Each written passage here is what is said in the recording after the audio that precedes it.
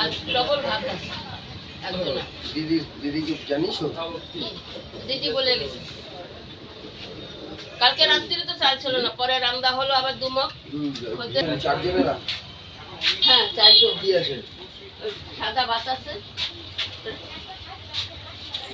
বেশ থালি, হ্যাঁ বেশ থালি আর দুটো ভাত। বেশ থেকে দুটো ভাত? হ্যাঁ 240।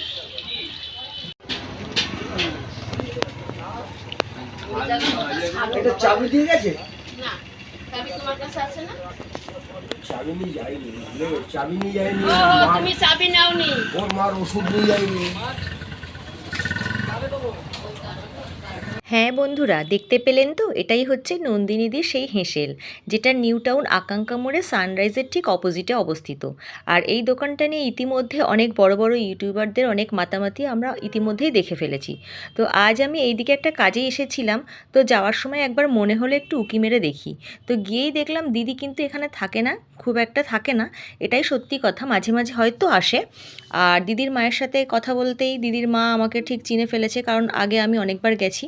আর দোকানটা মোটামুটি বেশ ভালো সাজিয়েছে, সুন্দর সুন্দর র্যাক বানিয়েছে, র্যাকের মধ্যে খুব সুন্দর কোল্ড ড্রিঙ্কস, নানা রকম ড্রিঙ্কস, খাবারের জিনিস এই সমস্তগুলো সাজিয়ে রেখেছে। উপরে দেখলাম দিদির সাথে কিছু মুহূর্তের ছবি, দিদি নাম্বার ওয়ানের, তার নিজের বাবার সাথে কিছু কিছু ছবি এখানে বেশ একটা ফ্রেমের মধ্যে সুন্দর করে গুছিয়ে রেখেছে। একটা র্যাকের মধ্যে দেখলাম কিছু বালিশ, কাঁথা, কম্বল রাখা আছে, মানে যারা আর কি এখানে কাজকর্ম করে, রান্নাবান্না করে, তারা রাত্রে এখানে স্টে করে। তো এখানে সত্যি কথা আমি আজকে কিছু আপনাদের সাথে শেয়ার করছি, হয়তো অনেকের খারাপ লাগবে, অনেকের ভালো লাগবে না আমার কথা শুনে, কিন্তু খারাপ লাগলেই এটাই হচ্ছে বাস্তব। ডালহৌসিতে আমরা এর আগে অনেকবার গেছিলাম, সেখানে খাবার খেয়েছি, যদিও ডালহৌসির খাবারটা দিদির বাবা এবং দিদিকেও রান্না করতে দেখেছি, সে খাবারটা যদিও মুখে দেওয়া যেত।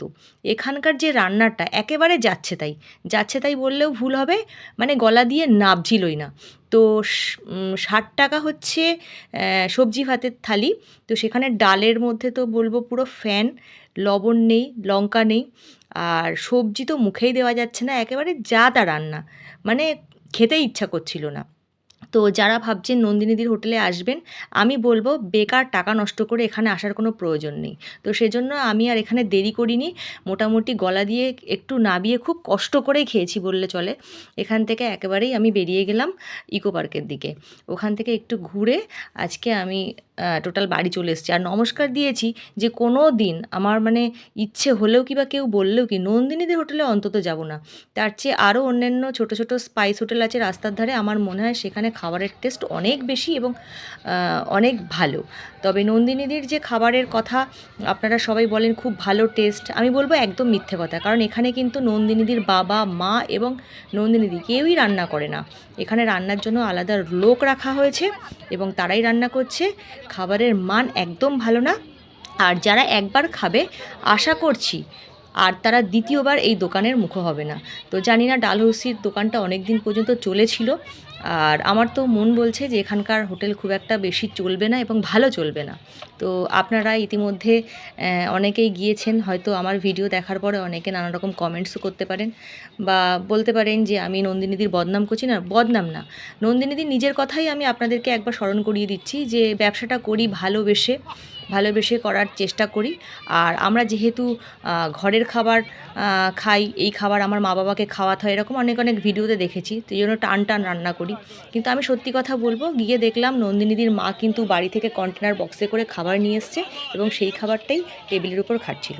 তো আজকে ব্লগটা এই পর্যন্তই ছিল, আর আপনাদের বলার ছিল।